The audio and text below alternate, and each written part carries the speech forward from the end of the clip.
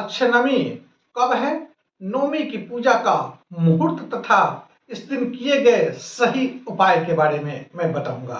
नमस्कार, मैं ज्योतिषाचार्य संजीत कुमार मिश्रा।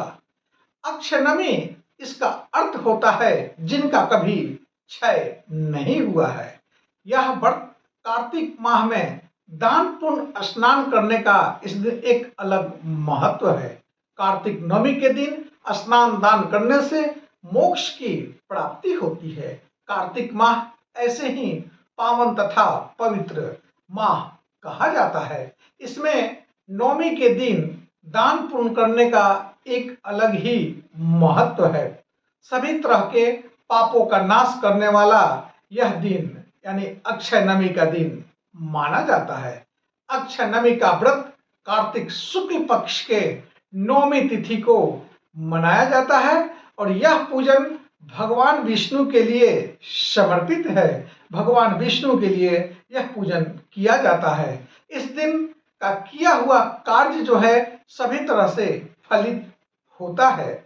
सूर्य ग्रहण के अवसर पर कुरुक्षेत्र में तुला दान करने से जो फल की प्राप्ति होती है वही फल अक्षयनवमी के दिन दान पुण्य करने से प्राप्त होता है।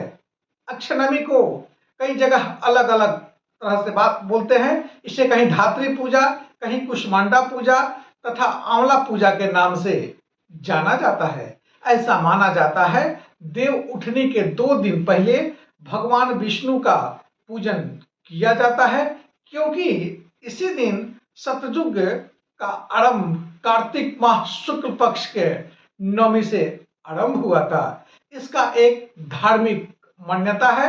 भगवान विष्णु का निवास नवमी से लेकर के यानी नवमी तिथि से लेकर के पूर्णिमा तक आंवले के पेड़ के पास भगवान विष्णु निवास करते हैं।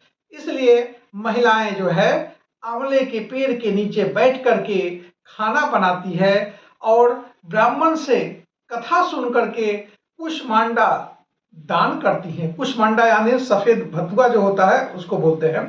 इस दिन गुप्त दान करने का एक अलग ही परंपरा है। अब मैं बताता हूं कब है अक्षयनवमी। अक्षयनवमी की तिथि को लेकर के थोड़ा सा कंफ्यूजन है, उसको दूर कर देता हूं। 30 अक्टूबर 2025 नवमी तिथि का आरंभ जो है इस दिन स्टार्ट होगा। दिन गुरुवार रहेगा। सुबह 4:50 से नवमी तिथि आरंभ होगा और नवमी तिथि की समाप्ति जो है 31 अक्टूबर 2025 दिन शुक्रवार को सुबह 4:49 पर समाप्त हो रहा है। इसलिए अक्षयनवमी का व्रत, अक्षयनवमी का दान 30 अक्टूबर 2025 को मनाया जाएगा। अक्षयनवमी का महत्व बता देता हूं आपको। सनातन धर्म में अक्षयनवमी का बहुत ही महत्वपूर्ण माना गया है।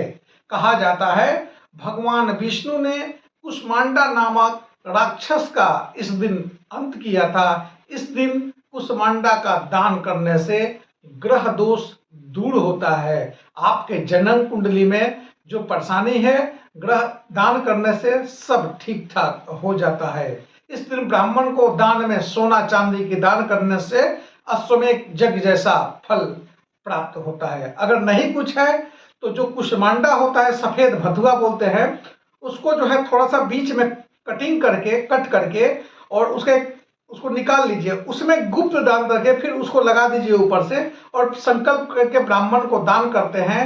तो जन्म कुंडली में अगर शनि खराब है, देवगुरु बृहस्पति अगर ठीक ठाक नहीं है, वो भी आपका ठीक ठाक प्रभाव देने लगते हैं।